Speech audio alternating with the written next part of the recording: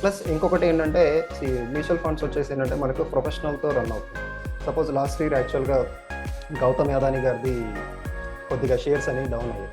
Higher గ్రోత్లోకి వెళ్ళి మళ్ళీ down అయినటువంటి సిచ్యువేషన్స్లో కూడా మ్యూచువల్ ఫండ్స్లో రిటర్న్స్ ఇచ్చాయి. ఇక్కడ ఎందుకు మేజర్ బెనిఫిట్ ఏంటంటే డైవర్సిఫికేషన్. జస్ట్ మనం ఇన్వెస్ట్ చేయాలి, కామ్గా రిటర్న్స్ మనం ఎంజాయ్ చేసుకోవాలి. అందుకని ఏంటంటే షేర్ మార్కెట్, మ్యూచువల్ ఫండ్స్ రెండు ఒకటి కాదు. నమస్తే అండి, నా పేరు వనజ. మనం రమేష్ గారితో వీడియో చేస్తున్నాము. తను సర్టిఫైడ్ ఫైనాన్షియల్ కన్సల్టెంట్, మంచి అడ్వైజర్ ఫైనాన్షియల్ పరంగా. సో ఇంకొన్ని విషయాలు మనం సార్ని అడిగి ఇంకొన్ని విషయాలు తెలుసుకుందాము. నమస్తే సార్. నమస్తే మేడం. మనకు మా ఆడియన్స్ కి చాలా మందికి డౌట్స్ ఇంకా వస్తూనే ఉన్నాయి. Share markets and mutual funds రెండు ఒకటేనా? మరి వాటి మధ్య ఏదైనా డిఫరెన్స్ ఉందా చెప్పగలుగుతారా? తప్పకుండా అండి. అది జనరల్గా చెప్పేదానికంటే కొంచెం మనం స్లైడ్ కానీ లేకపోతే డైరెక్ట్గా వెబ్సైట్స్లోకి వెళ్ళి చూసుకుంటే కొంచెం ఈజీగా అర్థమవుతుంది అనుకుంటున్నాను నేను.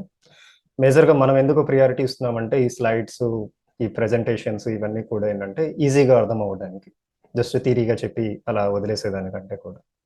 ఓకే, జస్ట్ ఒక్క నిమిషం స్క్రీన్ షేర్ చేస్తున్నాను. ఇక్కడ నేను లైవ్ సైట్ తీసుకున్నాను. అలా అని చెప్పేసి నేను ఈ పోర్టల్ని, ఈ వెబ్సైట్ని నేను రికమెండ్ చేస్తున్నాను కాదండి. సో ఇది ఒక డిస్క్లైమర్గా మీరు కన్సిడర్ చేసుకోవాలి. ఓకే, నాకు దీంట్లో డేటా బాగుంటుందని తెలుసు, ఆ ఉద్దేశంతో నేను జస్ట్ యూజ్ చేస్తున్నాను, అందరికీ కూడా హెల్ప్ అవుతుందని చెప్పేసి. అంతే తప్ప ఈ పోర్టల్ని నేనేదో రికమెండ్ చేస్తున్నానని, లేకపోతే ఇప్పుడు ప్రజెంట్ నేను చెప్పబోయేటువంటి షేర్లు కానీ, లేకపోతే నేను చెప్పబోయేటువంటి మ్యూచువల్ ఫండ్స్ కానీ, సో అవే బెస్ట్ అనో లేకపోతే అవే వాడుకోవచ్చానో, వాటిని బ్లైండ్గా ఫాలో అవ్వచ్చు అనేటువంటి నేను చెప్పట్లేదు. ఓకే, సో జస్ట్ మనకు అండర్స్టాండింగ్ కోసం నేను కొన్ని ఎగ్జాంపుల్స్ తీసుకుంటున్నాను అంతే. ఓకే, అలా అని చెప్పేసి అవి మంచివి కాదని కూడా నేను చెప్పట్లేదు. ఎందుకంటే సో పర్సన్ టు పర్సన్ మారుతుంది. So adviser, I mean certified financial advisers అనేటువంటి వాళ్ళు సో పర్సన్తో డిస్కస్ చేసిన తర్వాత అప్పుడు మనం డిసైడ్ చేస్తాం. సో ఇవి వాళ్ళకి సూట్ అవుతాయా లేదా, సో ఎంత రేంజెస్లో వాళ్ళకి ఇవ్వాలి, లేకపోతే ఎలాంటి స్ట్రాటజీస్ అప్లై చేయాలి అనేటువంటిది ఆ టైంలో డిసైడ్ చేస్తాం. సో అది మనం గుర్తుపెట్టుకోవాలి. ఓకే, సో ఇక్కడ చూడండి, సపోజ్ మన షేర్స్ తీసుకుందాం అనుకోండి. సపోజ్ నేను రిలయన్స్ అనేటువంటి ఒక షేరు ఇక్కడ తీసుకున్నాను. ఓకే, సో ప్రజెంట్ దీని కాస్ట్ వచ్చేసి 2,934 రూపాయలు ఉంది. ఓకే, దీనికి మనం ఏదైనా ఛార్జెస్ ఇలాంటివన్నీ కలుపుకుంటే కనీసం మనకి ఒక 3,000 రూపీస్ కావాల్సి వస్తుంది. ఒకవేళ మనం ఇన్వెస్ట్ చేయాలి, ఒక షేర్ కొనాలి అంటే అంటే నా దగ్గర మినిమం ఒక 3,000 రూపీస్ ఉండాలి. సో రిలయన్స్ అనేది మంచి కంపెనీ అని నాకు తెలుసు, అందరికీ తెలిసిన కంపెనీ. ఓకే, దాంట్లో ఒకవేళ నేను ఇన్వెస్ట్ చేయాలి అంటే నా దగ్గర 3,000 రూపీస్ ఉంటేనే నేను ఈ కంపెనీలో కనీసం ఒక షేర్ కొనగలను. ఒక్క షేర్ చెప్తున్నాను నేను, మళ్ళీ ఇంకా నెంబర్ ఆఫ్ కూడా చెప్పట్లేదు. ఇది నేను చిన్న ఎగ్జాంపుల్ తీసుకున్నాను. సపోజ్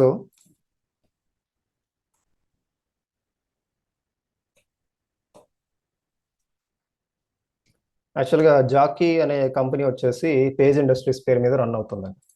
సో మనకి షేర్ మార్కెట్లో ఈ నాలెడ్జ్ కూడా తెలియాలి. ఓకే, సో కొన్ని ఏంటంటే వాళ్ళ పేరెంట్ కంపెనీ పేరు మీద రన్ అవుతూ ఉంటారు. ఇప్పుడు డీమార్ట్ తీసుకున్నారనుకోండి, అవెన్యూ సూపర్ మార్కెట్ పేరు మీద రన్ అవుతుంటుంది. ఓకే, సో ఇక్కడికి వచ్చేసరికి జాకీ వచ్చేసి పేజ్ ఇండస్ట్రీస్ పేరు మీద రన్ అవుతుంది. ఓకే, సో దాని కాస్ట్ ఎంత ఉంది చూడండి, 35,803 రూపీస్ ఉంది. సో ఛార్జెస్ ఇవన్నీ కలుపుకుంటే దగ్గర దగ్గర మనకు ఒక 36,000 37,000 కావాలి ఒక షేర్ కొనాలంటే. సో ఇంతకంటే ఇంకా గ్రేట్, ఇంకా కాస్ట్లీ షేర్ చూపిస్తాను.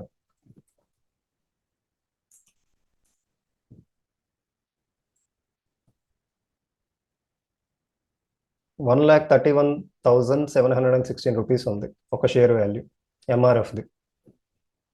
సో అంటే నేను దీంట్లో ఇన్వెస్ట్ చేయాలంటే నా దగ్గర కనీసం ఒక 1.5 lakh ఉండాలి ఒక షేర్ కొనాలి అంటే. ఓకే, ఉండదని నేను చెప్పట్లేదు, లేదా ఎవరు ఇన్వెస్ట్ చేయరని చెప్పట్లేదు. సో ఎవరు ఇన్వెస్ట్ చేయకపోతే కంపెనీస్ రన్ అవ్వవు కదా. ఓకే, అంటే షేర్స్లో ఉండేటువంటి ఛాలెంజ్ చెప్తున్నాను. సో మీ దగ్గర ఇంత అమౌంట్స్ ఉంటేనే ఇలాంటి పెద్ద పెద్ద కంపెనీస్లో మనం ఇన్వెస్ట్ చేయగలుగుతాం. సో చిన్న చిన్న కంపెనీస్ ఉండొచ్చు, 10 రూపీస్కి ఉండొచ్చు, 5 రూపీస్కి ఉండొచ్చు, ఈవెన్ 1 రూపీకి ఉండే షేర్స్ కూడా ఉంటాయి, లేవని నేను చెప్పట్లేదు. సో దాంట్లో ఉండే ప్రాబ్లం అలాగే ఉంటుంది. అవి ఎప్పుడు ఉంటాయో, ఎప్పుడు పోతాయో, ఏం జరుగుతుందో అవన్నీ ఎవరికి తెలియదు.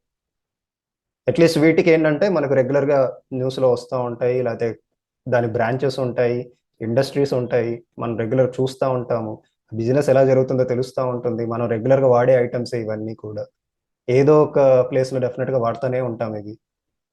సో దాన్ని ఆ నమ్మకం మీద ఏంటంటే కనీసం ఈ కంపెనీస్లో మనం ఇన్వెస్ట్ చేయొచ్చు. ఓకే, బట్ అమౌంట్ వైజ్గా తీసుకుంటే మన దగ్గర అంత డబ్బులు ఉన్నాయో లేదా మనం ఆలోచించుకోవాలి. ఓకే, అదే నేను జస్ట్ ఒక ఎగ్జాంపుల్ మ్యూచువల్ ఫండ్ తీసుకుంటున్నాను.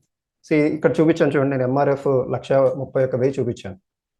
ఇదే ఎంఆర్ఎఫ్లో మ్యూచువల్ ఫండ్లో నేను 100 రూపీస్తో ఎంటర్ అవ్వచ్చు, 500 రూపీస్తో ఎంటర్ అవ్వచ్చు. మన స్మాల్ మినిమం ఇన్వెస్ట్మెంట్స్ ఏదైతే ఉన్నాయో మ్యూచువల్ ఫండ్స్లో మంత్లీ ఎస్ఐపి అయితే 100 రూపీస్ అంటాం. ఒకవేళ నా దగ్గర అమౌంట్స్ ఉన్నప్పుడే నేను లంసం పెట్టుకుంటా వెళ్ళాలి, లేకపోతే వన్ టైం ఇన్వెస్ట్మెంట్ చేసుకుంటా వెళ్ళాలి అంటే 500 నుంచి చేసుకుంటా వస్తాం. అంత చిన్న అమౌంట్స్తో కూడా నేను ఇప్పుడు ఏ కంపెనీలు అయితే చెప్పానో ఇన్ని కంపెనీస్లో నా ఇన్వెస్ట్మెంట్ జరుగుతుంది. అది ఎలా అనేది చూద్దాం. ఒక సింపుల్ ఎగ్జాంపులే తీసుకుందాం. ఎస్బీఐ అందరికీ తెలుసు కాబట్టి నేను ఆ ఎగ్జాంపుల్ తీసుకుంటున్నాను, ఎస్బీఐ వాళ్ళది.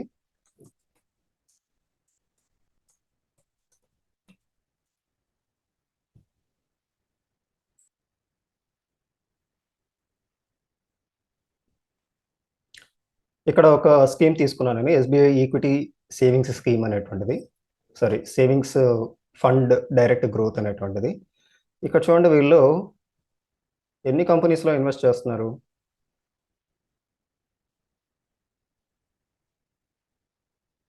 189 కంపెనీస్లో ఇన్వెస్ట్ చేస్తున్నారు. ఓకే, సో చూడండి ఇక్కడ రిలయన్స్లో కూడా ఇన్వెస్ట్ చేశారు వీళ్ళు. ఒక్కొక్క కంపెనీలో ఏంటంటే కొంత పర్సంటేజ్ అనేది ఇన్వెస్ట్ చేస్తున్నారు. ఇక్కడ హెచ్డిఎఫ్సిలో 6.55% ఇన్వెస్ట్ చేశారు, రిలయన్స్లో 4% ఇన్వెస్ట్ చేశారు, ఐసిఐసిఐలో 3.9 ఇన్వెస్ట్ చేశారు. అంటే ఇలా డిఫరెంట్ డిఫరెంట్ కంపెనీస్లో ఏంటంటే వాళ్ళు కొంత కొంత పోర్షన్ ఆఫ్ అమౌంట్ అనేటువంటిది ఇన్వెస్ట్ చేసుకుంటూ వచ్చారు.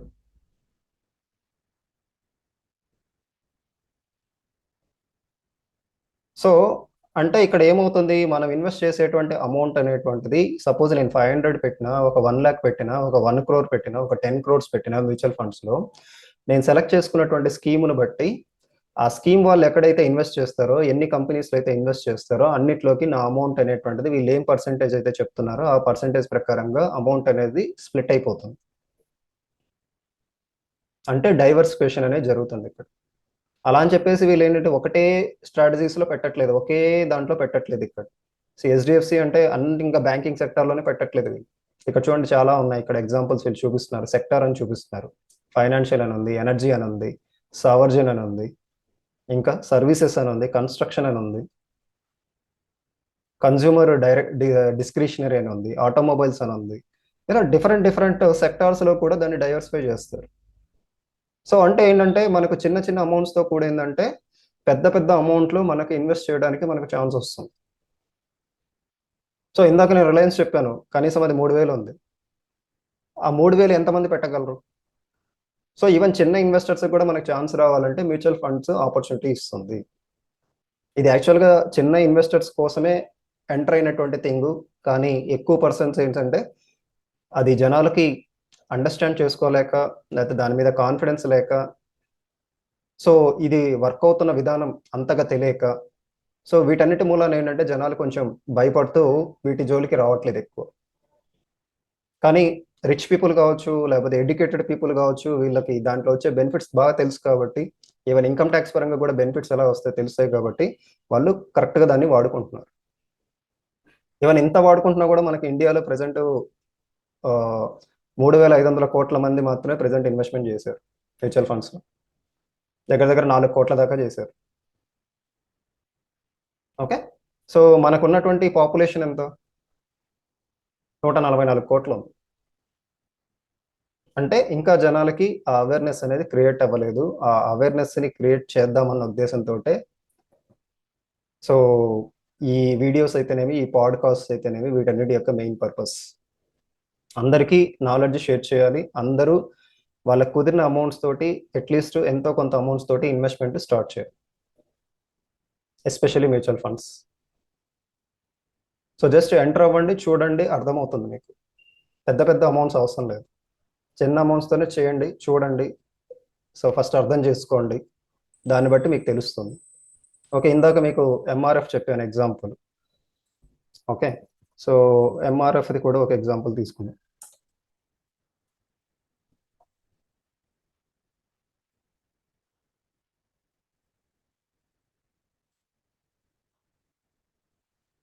చూడండి, ఈ మ్యూచువల్ ఫండ్ వచ్చేసి యాక్చువల్గా ఎంఆర్ఎఫ్లో ఇన్వెస్ట్ చేస్తుంది. ఈవెన్ ఇక్కడ రిలయన్స్లో కూడా ఇన్వెస్ట్ చేసింది. చూడండి 5.42% చేసింది. ఇందాక ఒక స్కీమ్ తీసుకుంటే రిలయన్స్ వచ్చేసి కొంత పర్సెంట్ ఇన్వెస్ట్ చేసింది, రిలయన్స్లోనే చేసింది, కానీ పర్సంటేజ్ డిఫరెంట్ ఉంది. అరౌండ్ 4% సంథింగ్ ఉంది, కానీ ఇక్కడ 5.42 ఉంది. సేమ్ ఎస్బీఐని. ఓకే, అదే ఇక్కడ ఎంఆర్ఎఫ్ చూడండి, వీళ్ళు కూడా 4.05% చేస్తున్నారు. అంటే సపోజ్ ఒకవేళ నేను ఒక 500 ఇన్వెస్ట్ చేశాను అంటే నా 500లో ఒక 4% అనేది ఎంఆర్ఎఫ్కి వెళ్ళి ఇన్వెస్ట్ అవుతుంది. అదే నేను ఒక ఎంఆర్ఎఫ్ కొనాలి అంటే దగ్గర దగ్గర 1.5 lakh నేను ఇన్వెస్ట్ చేయాలి. సో అందువల్ల ఏంటంటే మనం మ్యూచువల్ ఫండ్స్ లైక్ షేర్స్ అనేటువంటిది రెండు ఒకేలాగా హ్యాండిల్ చేయకూడదు, రెండు ఒకేలాగా డీల్ చేయకూడదు. అదొక ఎక్విప్మెంట్గా వాడుకుంటుంది అంతే. ఓకే, సో ఒక ఇన్వెస్ట్మెంట్ ఆప్షన్గా వాడుకుంటుంది.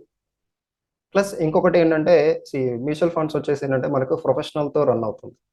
దానికంటే ఒక ఫండ్ కంపెనీ ఉంటుంది, లైక్ ఐసిఐసిఐ వాళ్ళు కావచ్చు, ఎస్బీఐ వాళ్ళు కావచ్చు, యాక్సిస్ వాళ్ళు కావచ్చు. దగ్గర దగ్గర మనకు 45 కంపెనీస్ ఉన్నాయి ప్రజెంట్ మార్కెట్లో. ఇంకా కొత్త కొత్త కంపెనీలు కూడా వస్తున్నాయి.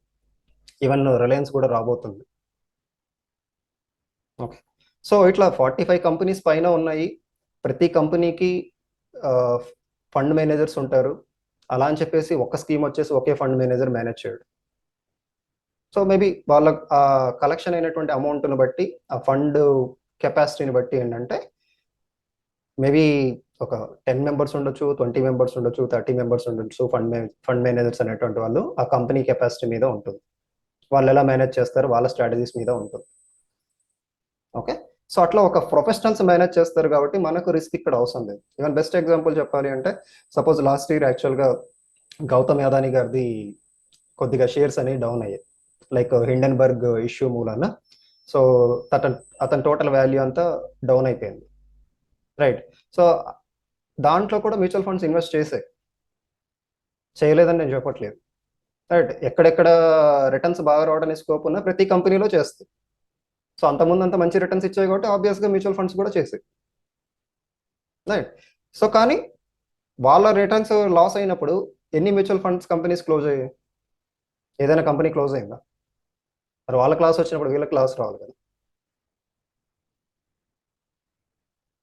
సో ఈవెన్ అదానీ గారు క్లోజ్ చేయలేదు, అది డిఫరెంట్ సినారియో. బట్ ఎంతమంది ఇన్వెస్ట్మెంట్ లాస్ అయింది అనేది మనం థింక్ చేసుకోవాలి. సో ఏంటంటే జస్ట్ ఒక ఆప్షన్ వాడుకుంటుంది ఇక్కడ అంతే. షేర్ మార్కెట్ అనేటువంటి దాన్ని వాడుకుంటుంది అంతే తప్ప కంప్లీట్గా షేర్స్ ఎలా రన్ అవుతాయి, ఇక్కడ కూడా ఎలా రన్ అవుతాయండి. మనకు లాట్ ఆఫ్ ఎగ్జాంపుల్స్ ఉన్నాయి షేర్ మార్కెట్ లాస్ అయినటువంటి సిచ్యువేషన్స్లో కూడా. అంటే సపోజ్ ఇప్పుడు 75,000 పాయింట్స్ ఉంది సెన్సెక్స్. మేబీ ఒక 1 year తర్వాత, 2 years తర్వాత మేబీ అది 30,000కి రావచ్చు, 40,000కి రావచ్చు. అలాంటి సినారియోస్ కూడా చాలాసార్లు జరిగాయి మన ప్రీవియస్ హిస్టరీస్ తీసుకుంటే. ఓకే, అట్లాంటి టైమ్స్లో కూడా అంటే హయ్యర్ గ్రోత్లోకి వెళ్ళి మళ్ళీ డౌన్ అయినటువంటి సిచ్యువేషన్స్లో కూడా మ్యూచువల్ ఫండ్స్లో రిటర్న్స్ ఇచ్చాయి. కానీ షేర్ మార్కెట్లో ఏమవుతుంది, మన వాల్యూ జీరోలోకి వెళ్ళిపోతుంది లేదా నెగటివ్స్లోకి వెళ్ళిపోతుంది. ఇక్కడ ఎందుకు మేజర్ బెనిఫిట్ ఏంటంటే డైవర్సిఫికేషన్. మల్టిపుల్ కంపెనీస్లో పెడుతున్నారు, అది కూడా 1-2 కంపెనీస్లో కాదు. మేబీ 50 కంపెనీస్ ఉండొచ్చు, 100 కంపెనీస్ ఉండొచ్చు, డిపెండ్స్, ఆ స్కీమ్ని బట్టి ఉంటుంది. ఒక ఫండ్ మేనేజర్ మేనేజ్ చేస్తారు. ఓకే, ఎలాంటి టైంలో వాళ్ళు ఎంట్రీ తీసుకోవాలి, ఎలాంటి టైంలో వాళ్ళు బయటికి రావాలి, అవన్నీ కూడా వాళ్ళ సూపర్విజన్లో నడుస్తుంది. దానికి మనం ఇక్కడ కూర్చొని మనము రిస్క్ తీసుకోవాల్సినటువంటి నీడేం లేదు. ఇక్కడ జస్ట్ మనం ఇన్వెస్ట్ చేయాలి, కామ్గా రిటర్న్స్ మనం ఎంజాయ్ చేసుకోవాలి. So this is what. అందుకని ఏంటంటే షేర్ మార్కెట్, మ్యూచువల్ ఫండ్స్ రెండు ఒకటి కాదు, కానీ అది వాడుకుంటుంది. షేర్ మార్కెట్ ప్లాట్ఫామ్ని వాడుకుంటుంది, ఎందుకంటే మనకు రిటర్న్స్ ఇవ్వాలి కాబట్టి.